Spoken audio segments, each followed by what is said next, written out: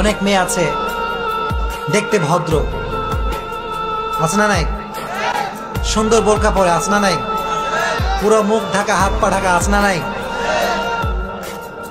সেই মেয়ের আবার বয়ফ্রেন্ড আছে, নাই? আছে না নাই? দেখলে মনে হবে যে ভাজা মাছটা উল্টাই খাইতে পারে না। ভদ্র, সভ্য, মার্জিত, সুশিক্ষিত, কিন্তু ও এমন কাজ করে যে 4-5টা ছেলের জীবন অটোমেটিক ধ্বংস, নাই? এলাকার ভিতরে মেয়ে থাকে না? একটা মেয়ে রশি পাজা 4টা ছেলেকে ঘোরায়, চিল্লা এখন ঠিক কিনা?